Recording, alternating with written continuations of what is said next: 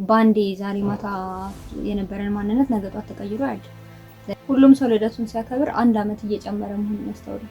ነገር ግን አንድ አመት በዚህ በኩል ስንጨምር አንድ አመት ደግሞ ወደ መጨረሻው እየተጠጋን ነው የምንሄደው።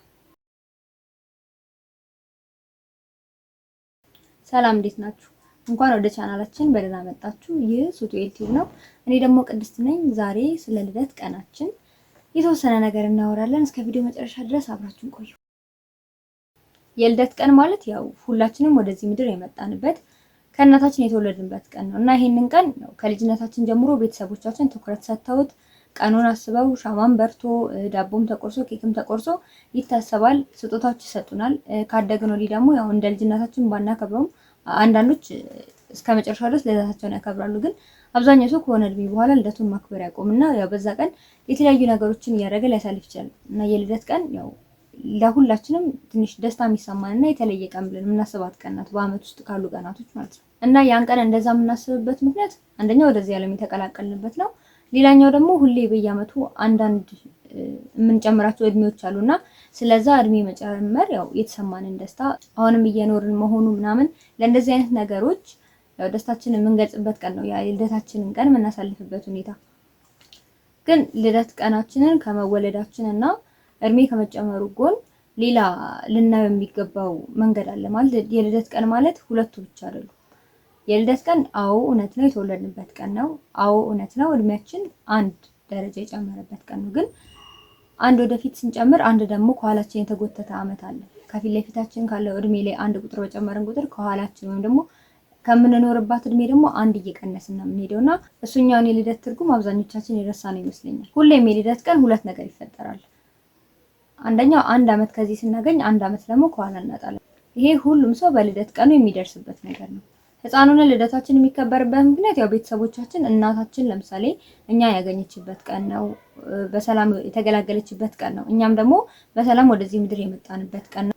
እኛም ደግሞ የቤተሰብ አባል የሆንበት እና ከሰዎች ጋር የተቀላቀልንበት ቀን ነው። ሶ ይሄኛው ቀን መከበሩ ወይም ደግሞ ትኩረት መሰጠቱ ያን ያህል እንትን የሚለን ነገር አይደለም። ግን ትልቅ ሰዎች ከሆንም በኋላ ወይም ደግሞ የሆነ ነገሮችን ማስተዋል ከጀመርን በህይወታችን ለምናደርገው እያንዳንዱ ነገር ትርጉም መስጠት ከጀመርንበት እድሜ ጀምሮ ግን ልደት ስናከብር ማለት ግዴታ ሻማ በርቶ ምናምን ያለውን ነገር ሳይሆን በቃ ያ ቀን ዛሬ ልደቴ ነው ብለን የምናስባት ቀን ያንን ቀን ስናስበው ምን ሆኖ ነው ማሰብ ያለብን? እንደ ልጅነታችን አምና 7 ነበርኩ ዘንድሮ 8 አመት ሆንኩ ብለን እንደሰትበት እንደነበረው ሁኔታ አይደለም መደሰት ያለብን። ትልልቅ ሰዎች ስንሆን ግን እንደ ህፃንነታችን ቁጥሩ አይደለም እኛ ጋር ትርጉም ሊሰጠው የሚገባው ነገር ወይም ደግሞ ትኩረታችን ቁጥሩ ላይ አይደለም። ምን ሰርቼ እየኖርኩ ነው ወይም ደግሞ ምን እያረኩ እዚህ እድሜ ላይ ደረስኩ የሚለው ነው። ነገሩን ግልጽ ሳደርግላችሁ ለምሳሌ አምና የነበራችሁ ማንነት አለ አይደል? አምና የነበራችሁ ነገሮች በአጠቃላይ አሉ። እናንተ አምና የነበራችሁበት የትምህርት ሁኔታ ሊሆን ይችላል፣ የስራ ሁኔታ ሊሆን ይችላል፣ የባህሪ ሁኔታ ሊሆን ይችላልና እነዚህ ነገሮች አምና የነበራችሁበት በቃ ተመሳሳይ ከሆነ ከብዙ አመታት ጀምሮ በተመሳሳይ ሁኔታ ሆናችሁ አሁንም እዛው ላይ እድሜው ጨምሮ ወይም ደግሞ ጊዜው ተቀይሮ ግን እናንተ እዛ ሆናችሁ የምትቀጥሉ ከሆነ የልደት ቀኑን ማሰብ ያው ተወልጄበታለሁ ከሚለው በዛ ቀን ስለመወለዳችን እግዚአብሔርን ከማመስገን ውጪ ሌላ ያን ያህል ምንም ትርጉም የሚሰጥበት ምክንያት አይኖርም። ምክንያቱም ያው ነን። አምናም የነበረው ሰው እሱ ነው፣ ዘንድሮም ያለው ሰው እሱ ነው። ስለዚህ ብዙም ትኩረት ሊሰጠው አይገባም። ያቀን እግዚአብሔርን በዛ ቀን ስለመወለዳችን አመስግነን ማለት ነው ያለብን። ግን ትልልቅ ሰዎች ስንሆን በእያንዳንዱ አመት በመጣችሁ የልደት ቀናችን የሆነ ነገር ላይ እኛ ላይ የሆነ ነገር መቀየር አለበት። ብዙ ሰው መቀየር ሲባል በጣም ቦታ የሚሰጠው ነገር ኢኮኖሚካሊ መቀየር ነው። አምና እንደዚህ አይነት ህይወት ነበረኝ፣ እንደዚህ አይነት ገቢ ነበረኝ፣ ዘንድሮ ግን እግዚአብሔር ይመስገን ተሻሽያለሁ ብሎ እሱ ነው ለውጥ አድርጎ የሚቆም። እውነት ለመናገር ግን እሱ ብቻውን ለውጥ አይደለም። ለውጥ ነው ግን እሱ ብቻውን ምንም እንትን ማለት አይችልም። እና በእያንዳንዷ እድሜያችን በቀን በአመት በጨመረች ቁጥር እኛ የሆነ ነገር እየተቀየርን ማለፍ አለብን። እሱ ነው የልደት ጎል ወይም ደግሞ በቃ ዛሬ ተወለድኩበት ያ ቀን ብሎ በደንብ እንደሰት ሊያደርገን የሚችለው ነገር ትልቁ ይሄ ነው። አምና እንደዚህ አይነት ሰው ነበር ዘንድሮ እንደዚህ ሆንኩኝ ነው። አንዳንድ ሰው አለ በየአመቱ ይሄ ቀን በመጣ ቁጥር የሚጨንቀው ያን ቀን የማይወደው እድሜውን የሚፈራው በቃ ሁሌ ህመም የሚሆንበት። ምክንያቱም ይሄ ሰው ምንድነው አምና አሁን ላይ ሆኖ ቀጣይ አመት እንዲያደርጋለሁ ብሎ ያሰበው ነገር ነበርና ዘንድሮ ሲደርስ አላረገውም። እዛ ሁኔታ ላይም አይደለም። ከዛ ይመጣል ሌላም አመት ይመጣል። እንደዛ እያለ ብዙ አመት አሳልፏል ይሄ ሰው። ስለዚህ ከሆነ ጊዜ በኋላ ያን ቀን በጣም እየጠላ ይመጣል። በቃ ለራሱ ይሄን እናደርጋለሁ ብሎ ግን እንደዛ ሳያረገው ተገኝቷልና አጠገብ ያሉ ጓደኞቹን ያህል አብሮት ያሉ ቤተሰቦቹን ወይ በቃ ዙሪያ ያሉ ሰዎችን እያየ ራሱን ከነሱ ጋር እያወዳደረ ያን ቀን ፈጽሞ ይጥላል። በቃ በየአመቱ ሲመጣ ይሄን እናደርጋለሁ ብዬ ነበር አላደረኩም እያለ ራሱን ይወቅሳል። እድሜ እየሮጠ ነው እኔ ግን ያው ነኝ ብሎ ሊጨነቅ ይችላል። በእርግጥ እውነት ነው ያስጨንቃል። በተለይ ደግሞ የነገን ሁኔታ በጣም ከልክ በላይ የምናስብ ሰዎች ከሆንን ለነገ ከልክ በላይ የምንጨነቅ ሰዎች ከሆንን እና ላለፈ ነገራችንም ደግሞ በጣም ጸጸት የምናበዛ ሰዎች ከሆንን በትክክል ያስጨንቃል። እንደዚህ ግን ደግሞ እየተሳቀቅን መኖር የለብንም። ወይም ደግሞ በየአመቱ አመት በጨመረ ቀን በጨመረ ቁጥር እየተሳቀቅን መኖር የለብንም እና የልደት ቀን ማለት በቁጥር ስናስቀምጠው -1 + +1 = 0 እንደዛ ብለን ማስቀመጥ እንችላለን። ሁለት እኩል የሆኑ ቁጥሮች ኔጌቲቭ እና ፖዚቲቭ ሆነው እኩል የሆኑ ቁጥሮች ሲደመሩ 0 ነው የሚያመጡት። ልክ እንደዛ ነው። በቃ ከእድሜያችን ከፊት ለፊት 1 + +1 ማለት ነው።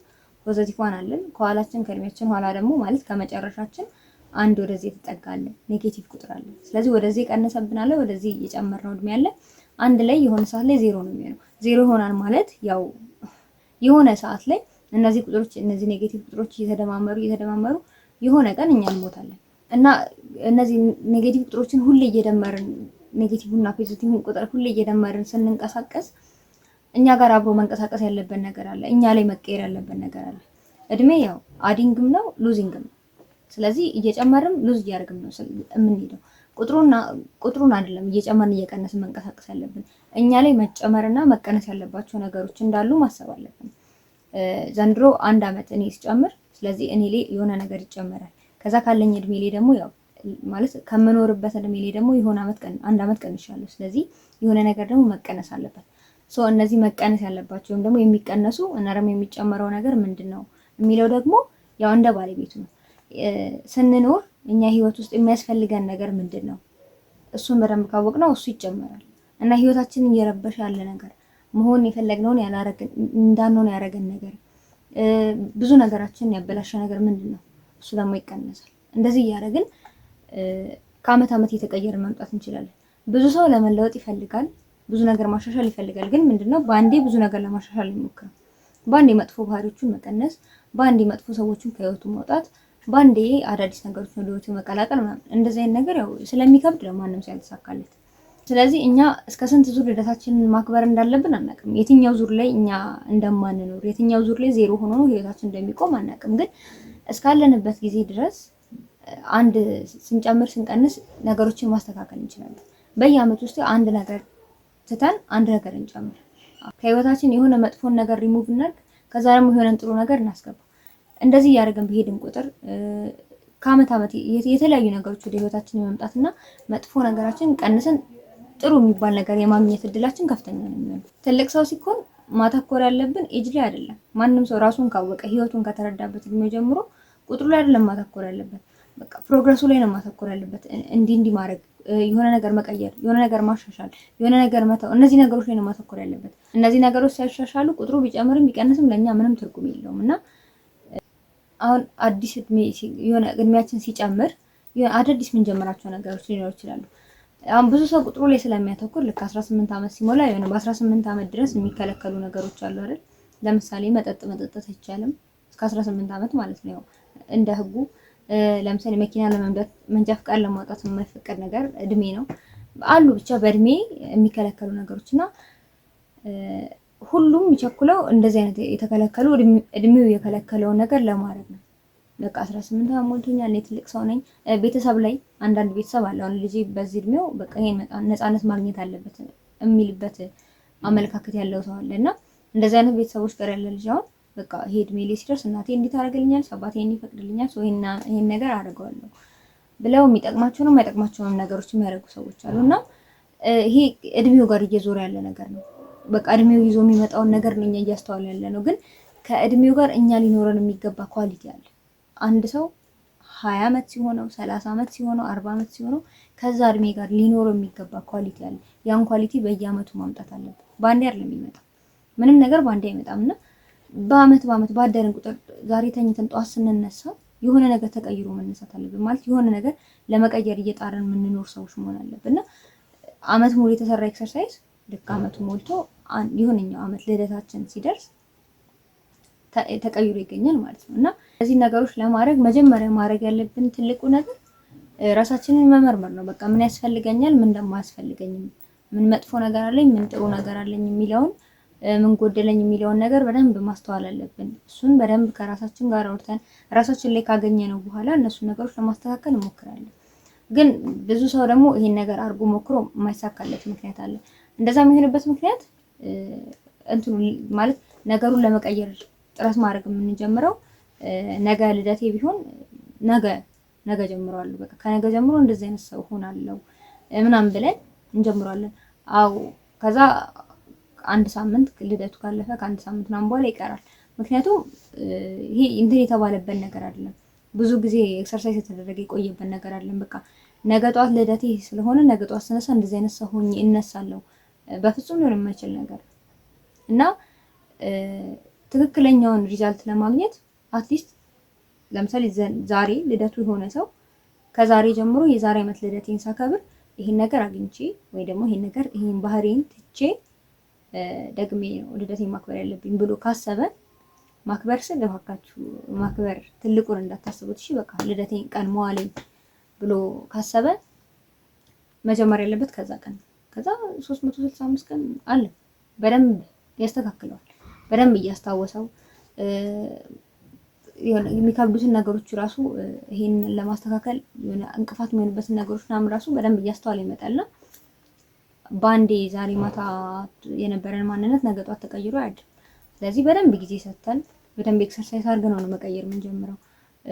ብዙ ሰው ማይሳካለት በዛ ምክንያት ነው። በቃ በአንድ ሌሊት ነገሮች እንዲቀየር ስለምንፈልግ ነውና ጊዜ ሰጥተን እኛ ላይ የሚያስጠላንን ባህሪያችንን ወይም ደግሞ እንዲኖር የምንፈልገውን ጥሩ ነገር በደንብ አስበንበት ከዛ ወደ ተግባር ገብተን ኤክሰርሳይዝ በደንብ ካደረግነው በኋላ ሪዛልቱን ያው እኛው ራሳችን ላይ ማየት ስለምንጀምር ወይ ደግሞ ሰዎች አይተው አስተውሎን ሊነግሩን ስለሚችሉ ብዙ አይከብደንም።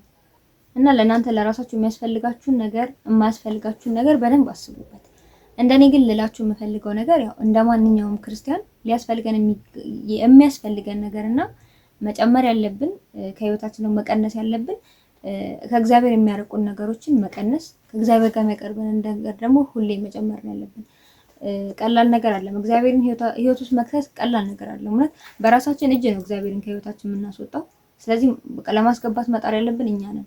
እግዚአብሔር ሁሌም ከኛ መለየት አይፈልግም፣ ግን እኛ ነን የምናርቀው እግዚአብሔርን። ስለዚህ ሁሌም ከእግዚአብሔር ያራቀንን ነገር እኛ የምንፈልገው ነገር የምንፈልገው ህይወት አብዛኛው ሰው እኮ መንፈሳዊ ህይወትን ጠልቶት አለ ወይም ደግሞ የክርስትናውን ጠንካራውን ህይወት ጠልቶት አይደለም፣ ግን በአንድም በሌላ ምክንያት ከዛ ህይወት ሊሸሽ ይችላልና የመመለሻውን መንገድ አለማስተዋል ነው። ስለዚህ ከእግዚአብሔር ጋር ያለያየንን ነገር በደንብ እንፈልገው።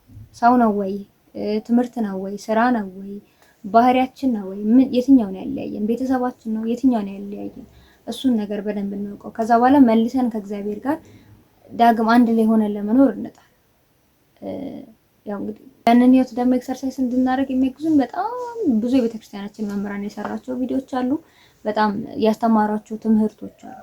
መንፈሳዊ ህይወትን እንዴት ማጠንከር እንዳለብን በጣም እህቶችም ወንድሞችም የሚሰሯቸው ቪዲዮዎች፣ ትምህርቶች አሉ። ስለዚህ እነሱ ራሱ አንድ መንገድ ሊከፍቱልን ይችላሉ እና ከእግዚአብሔር ጋር በደንብ ተቆራኝተን እንድንኖር ራሳችን መንገዱን እናስተካክል። ራሳችን በቃ እግዚአብሔር ወደ አንተ አቅርበኝ ብለን ራሳችን ዝግጁ አድርገን እናኑር። ይሄ ትልቅ ነገር ነው። እውነት ልክ አምና ምንም ጥሩ የማይባል ህይወት የነበረው ሰው መጨረሻ ላይ ልክ በቀጣይ አመት የልደቱ ጊዜ ጥሩ ህይወት ኖሮት ሲገኝ፣ ጥሩ ህይወት ስላችሁ በቃ እግዚአብሔርን የሚያስደስት ነገር ይዘን ስንቀርብ ከአምና ዘንድሮ የተሻለ ነገር የተሻለ መንፈሳዊ ህይወት ይዘን ስንቀርብ ይሄ ትልቅ ነገር ነው እና እሱ ደግሞ በአንድ የሚመጣ ነገር አይደለም። እንዳልኳችሁ ስራዬ ብለን አስበንበት ሁሌም ሞክረነው እየጸለይን እግዚአብሔር እንዲረዳን እየጠየቀን ምንቀይረው ነገር ነውና እሱን ነው እኔ ማለት ቀይሩት ብዬ የምነግራችሁ። አንድ እንደኔ ማለት ነው። እንደናንተ የምትቀይሩት ብዙ ነገር አለ። እንደኔ ግን መጀመሪያ እሱን ቀይሩት። ከእግዚአብሔር ጋር ያለን ነገር ከተቀየረ እግዚአብሔር ለኛ ደግሞ ሁሉ ነገር ይቀይረዋል አይደል? በቃ መንግስትና ጽድቁን እንድንጠይቅ አይደል መጀመሪያ ይጠይቃል። እሱ የጠየቀው እሱን ብቻ እንድንጠይቅ ነው። ሌላውን እሱ ራሱ እንደሚሰጠን ነግሮናል። ስለዚህ መጀመሪያ ከእግዚአብሔር ጋር ያለንን ቅርበት የተራረቀውን መልሰን አድሰን ማስተካከል አለብን። ከዛ በኋላ እሱን ሌላው የእግዚአብሔር ስራ ነው፣ ይሰራዋል። ያው እንደ ሰው መልፋት መጣር አለብን። ጥረታችን ላይ እግዚአብሔር ይጨመርበት። ሁሌም የኛ እድሜ በየአመቱ አንድ ከፊት አንድ ከኋላ እያለ ነው የሚሄደው። ስለዚህ የፊቱ ላይ ብቻ እናተኩር፣ ወይም መጨመሩ ላይ ብቻ እናተኩር። መቀነስም አለው። በመጨረሻ የምላችሁ ነገር በህይወታችን መጨረሻ በስጋም ሆነ በነፍሳችን የሚቆጠረው የኖርንበት ጊዜ ሳይሆን እንዴት እንደኖርን ነው። እሱ ነው የሚቆጠረው። ስለዚህ እንዴት እየኖርን እንዳለ እናስተውል። ቪዲዮ ከተመቻችሁ ላይክ፣ ሼር አድርጉልን። እንዲሻሻል የምትፈልጉት ነገር ካለ ኮሜንት ላይ ጻፉልኝ። ቻናላችንን ሰብስክራይብ ማድረግ አትርሱ። ቸር ቆዩ።